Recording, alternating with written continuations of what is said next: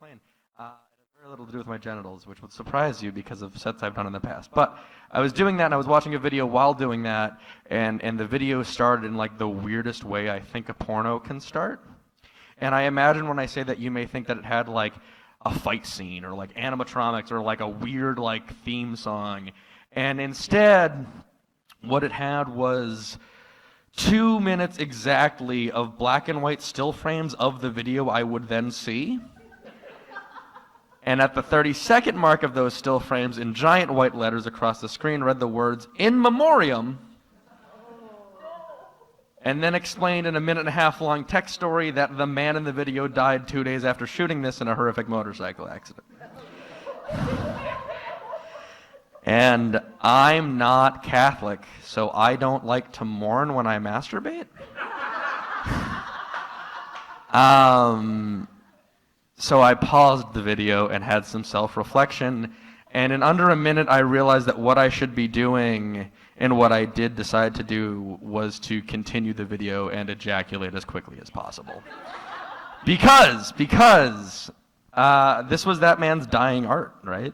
He would have wanted me to enjoy it to the fullest, which I'm pretty sure is right around 4 minutes and 47 seconds.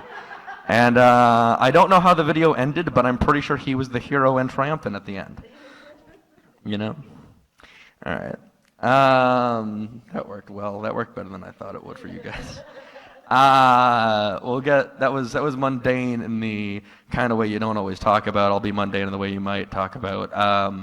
Recently, I was grocery shopping actually across the street from where we are right now, and I did that because like I'm an adult and I need to survive, and that's how I choose to do it. I'm not much of a hunter-gatherer. I think I would die. But when I was there, I bought Klondike bars because I'm an adult who likes ice cream, goddammit, and I can afford them. But I also bought them because my fiance, Haley, who checked you all in, has never had one up to this point, which I found weird because I've been eating them my whole life. And when she took her first bite, she said, "What did you do to get this?"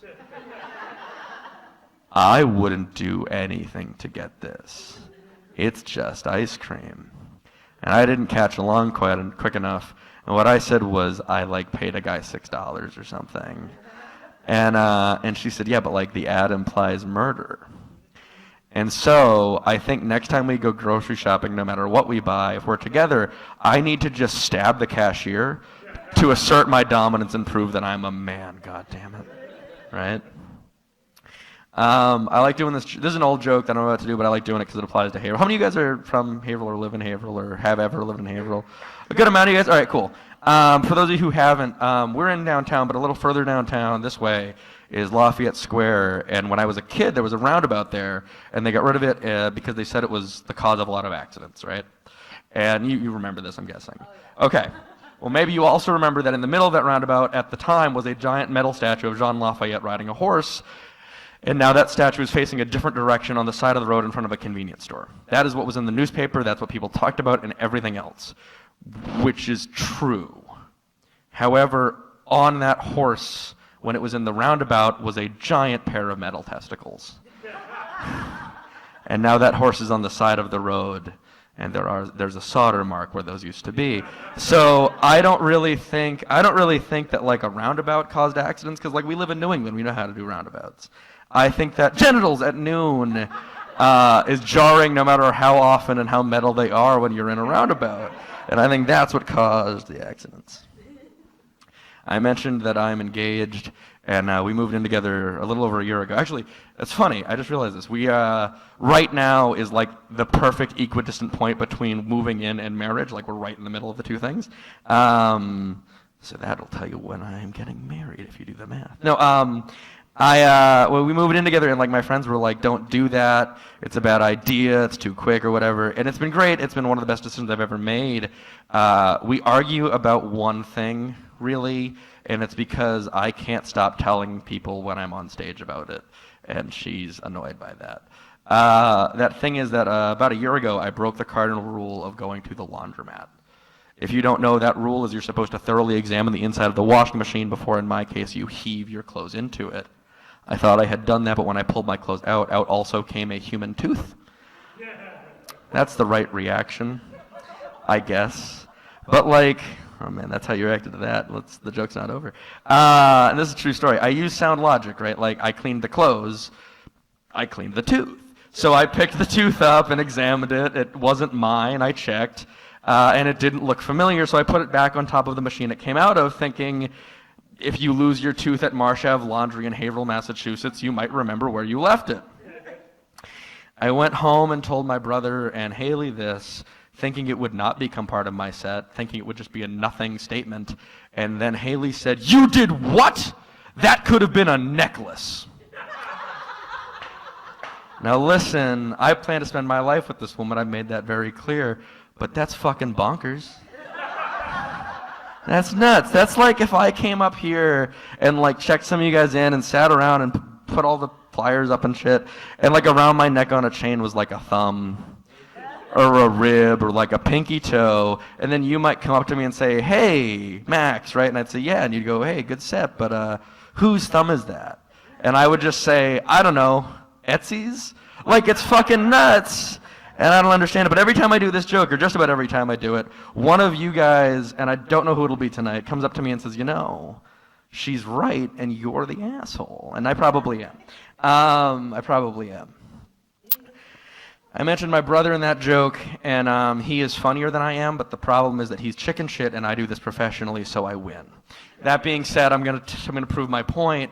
Toby and I, that's his name, Toby and I were hanging out in the kitchen a little while ago, and there was a lull in the conversation about long enough to check your cell phone.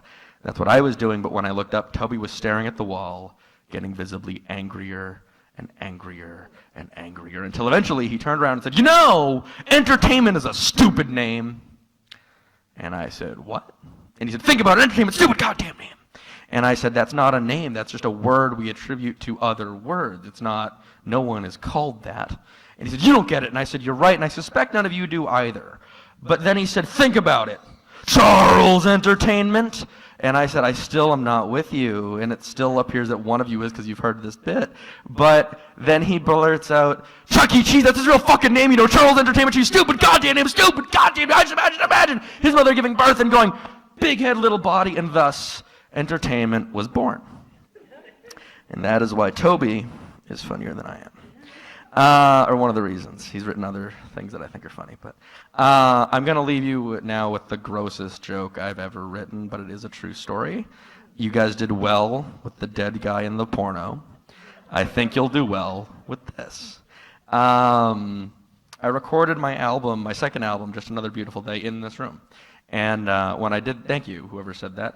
But I recorded that in November of last year, came out in December. And when I recorded it, I had some coworkers at my old job come out, which was weird because those guys didn't do things like show care, affection, or admiration toward one another. And yet here a lot of them were. Now this room, I do this joke differently and I lie. But you can see, like, you don't have to be 21 here, there's no alcohol. But still there was a coworker who like wasn't sure if that was the case and asked not when is the show, how much is the show, where is the show, but instead, can I come to the show? Because she was not 21.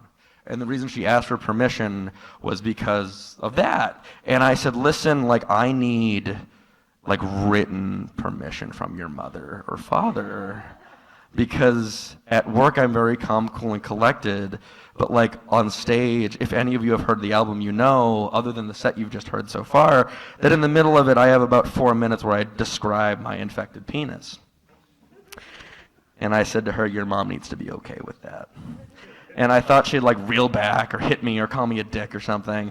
And instead what she said, without skipping a beat, was, "That's okay, my mom tells me all the time how she likes to butt fuck my stepdad." Normally I have to repeat that line, but you all caught it. And it's like 4 p.m. on a Wednesday at work with customers. So like, what do you do? And I spoke from my heart. And I said, "Listen, you shouldn't know that. It is weird that you just confidently know how your parents like to have sex. That's strange." And then I thought for not very long and spoke from my head and I said, "But worse, I shouldn't know that. I don't know your last name and I've never met your parents and surely never will." And then I did this joke exactly twice and realized there's a worse element to that, which is that none of you should know this. You have never met her. I've not said her name, nor will I. You'll never meet her or her parents. But maybe, if nothing else from my set, you'll remember that and be like, I heard the strangest thing very fast. And it'll eventually get back to her and she'll get mad at me. Anyways, that's my set. I'm Max Shultz.